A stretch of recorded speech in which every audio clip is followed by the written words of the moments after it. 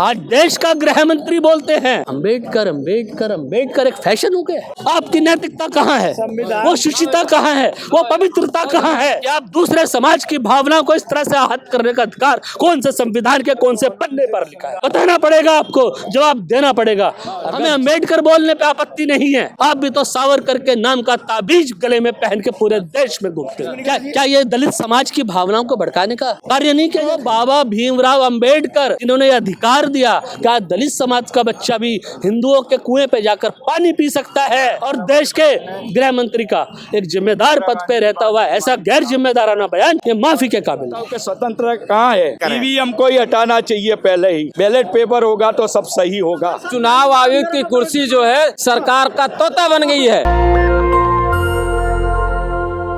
अच्छा, one nation one election होना चाहिए कि नहीं होना चाहिए? मोदी जी लगातार कह रहे हैं कि विकास कार्यों में तेजी आ जाएगी, खर्चा जो है कम हो जाएगा। इस पे क्या कहना चाहेंगे? हालांकि विपक्ष कह रहा है कि इससे जो है संविधान का नुकसान है। संघीय ढांचा जो है, अपना देश जो है एकात्मक और संघात्मक, राज्यों की भी और केंद्र सरकार की भी, दोनों की सुनी जाती है। क्या कहेंगे आप? देखो, अगर वो करना जाता है जैसे अमेरिका में जैसे है कि वन नेशन वन इलेक्शन, एक बात इसलिए खर्चा भी कम हो जाता है, लेकिन ये करना है तो पहले तो बैलेट पेपर से ही वोटिंग होना जरूरी है।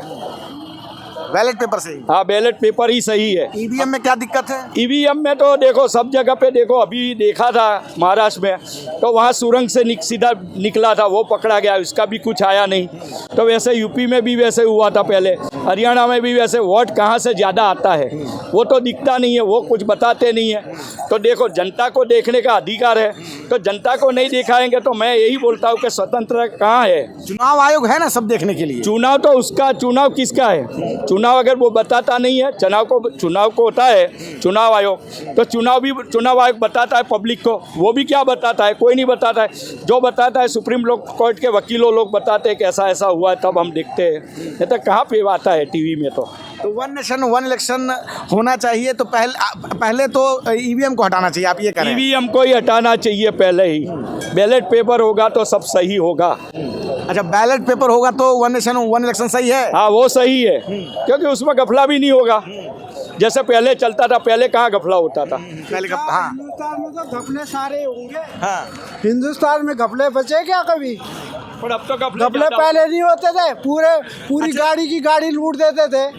ठीक है, अभी चुनाव में गड़बड़ हो रही है कि नहीं हो रही है? है? अभी चुनाव में गड़बड़ भैया अभी तो देखो, विपक्ष वाले तो बोलेंगे, ठीक है, उनके हिसाब का नहीं होगा चुनाव, तो कहेंगे। एडीआर एक संस्था है, आप एक बात सुन लें फिर आप बोलिएगा। एडीआर एक संस्था है, उसने कहा कि कुछ करोड़ वोटों का जो है घपला हुआ है, 79 सीटों पे हेर फेर हुई है, उसने रिपोर्ट जारी की। क्या कहेंगे आप उसको? ऐसा सुनो, सबसे पहले तो चुनाव, इनको अगर वोटिंग उस पे मशीन पे कोई गड़बड़ दिखती है तो ये जब बुलाए थे इनको क्यों नहीं गए वहाँ? गए नहीं, चुनाव आयोग किसी को ईवीएम मशीन को छूने नहीं देता, वो बस इनका साफ कहना है। बुलाया था सारे विपक्षी दलों, सारे दल हैं, उनका यही कहना होता है कि जब जाते हैं तो वो ईवीएम में हमें कोई छूने छान नहीं देते, बस ये कह रहे हैं। ऐसा नहीं होता भैया, ऐसा नहीं होता। आपने कह दिया ऐसा हो जाएगा, सारे होते हैं बैठे हुए, सारे बैठे होते हैं, ठीक है। ये मोदी जी की रिपोर्ट। अच्छा, चुनाव आयोग पहले जब बैलेट पेपर से चुनाव होता था तो चुनाव होने के 24 घंटे के अंदर जो है वोटों का आप सुने तो सही। हाँ, चुनाव आयोग को नियुक्त करने के लिए एक उसकी टांग को क्यों तोड़ दिया तुम लोगों ने? आप पूछो ना, टांग तोड़ दी भाई।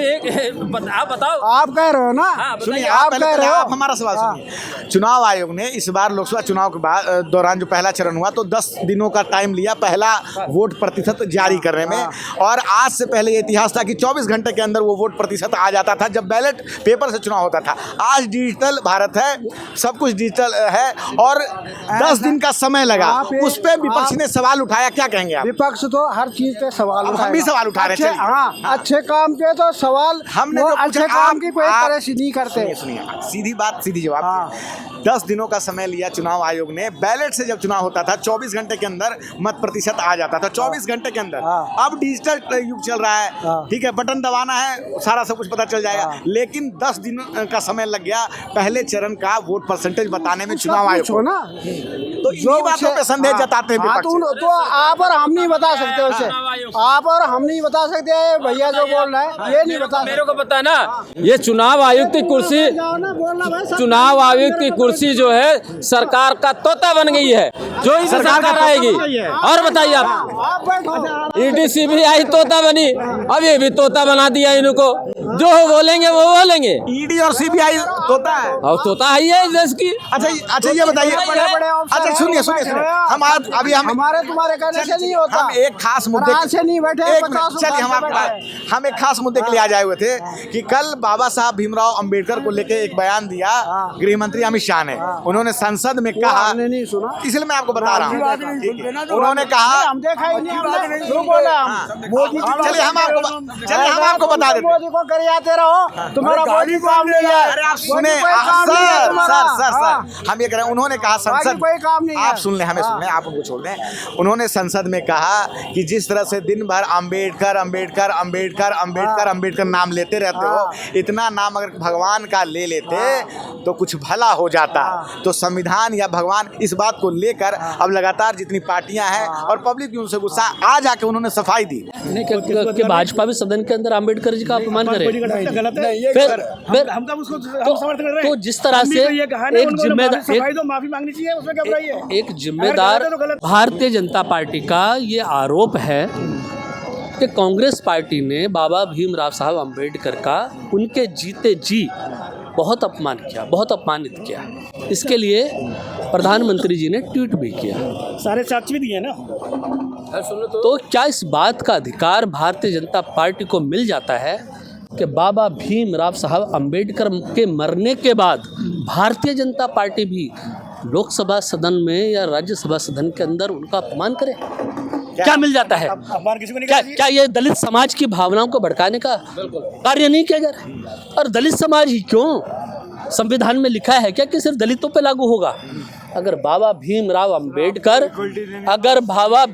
अंबेडकर सिर्फ दलित समाज का ही नेतृत्व कर रहे होते उस संविधान सभा के अंतर्गत, तो दलितों को ही प्राथमिकता दी जाती, दलितों को छुआछूत तक माना गया। उनको बाबा भीमराव अंबेडकर जिन्होंने अधिकार दिया कि आज दलित समाज का बच्चा भी हिंदुओं के कुएं पे जाकर पानी पी सकता है, वो बाबा भीमराव साहब अंबेडकर को खुद कुएं पे पानी पीने की इजाजत नहीं थी। और आज देश का गृह मंत्री बोलते हैं अंबेडकर अंबेडकर अंबेडकर एक फैशन हो गया। हमें अंबेडकर बोलने पे आपत्ति नहीं है, आप भी तो सावरकर के नाम का ताबीज गले में पहन के पूरे देश में घूमते हो। क्यों ना आपसे पूछा जाए कि आप दूसरे समाज की भावना को इस तरह से आहत करने का अधिकार कौन से संविधान के कौन से पन्ने पर लिखा है? हम देश के नागरिक हैं, हम देश के वोटर हैं, हमें इतनी समझ नहीं है। हमें सिर्फ इतनी समझ है कि शायद आप काबिल हो, हमने आपको सांसद बनाया, आपको नेतृत्व करने के लिए लोकसभा राज्यसभा तक भेज दिया हम लोगों ने। क्या यह हमारी भूल है? अगर हाँ हमसे भूल हुई है कि आप जाकर अंबेडकर का, संविधान का और दलितों का अपमान करोगे, तो ये भूल हम सुधारने को तैयार है।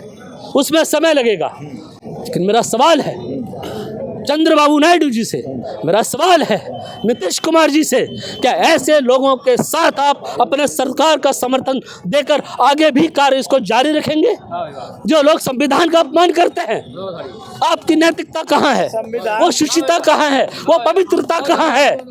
बताना पड़ेगा आपको, जवाब देना पड़ेगा। अगर जितना अपमान भारतीय जनता पार्टी के गृह मंत्री ने किया है, अगर ये देश के गृह मंत्री होते तो इस तरह की हल्की बात नहीं करते, क्योंकि देश का गृह मंत्री का जो पद होता है वो बहुत बड़ा जिम्मेदारी पद होता है। और देश के गृह मंत्री का एक जिम्मेदार पद पे रहता हुआ ऐसा गैर जिम्मेदाराना बयान, ये माफी के काबिल नहीं। जिस प्रकार से अमित शाह के बयान के बाद से लगातार लोगों में गहमा गहमी है और लगातार तमाम पार्टियां सत्ता पक्ष और विपक्ष में नूरा कुश्ती चल रही है, और किस प्रकार से अमित शाह अब जाकर मीडिया में बयान दे रहे हैं कि मीडिया उनके बयान को तोड़ मोड़ को पेश कर रहा है, लेकिन किस प्रकार से हम देख रहे हैं कि पब्लिक में एक नाराजगी है कि बाबा साहब भीमराव अंबेडकर को लेकर जो उन्होंने बयान दिया है उनको माफी मांगनी चाहिए। आपकी क्या राय है? आप अपनी राय हमें जरूर बताएं। नेशनल दस्तक की आपसे गुजारिश है कि अगर इसको बचाना चाहते हैं तो नेशनल दस्तक को सब्सक्राइब करने के लिए रेड कलर के सब्सक्राइब बटन को दबाएं, फिर बेल आइकन की घंटी दबाएं। नेशनल दस्तक को बचाने के लिए बहुत जरूरी है कि हर खबर को शेयर करें, लाइक करें, कमेंट जरूर करें।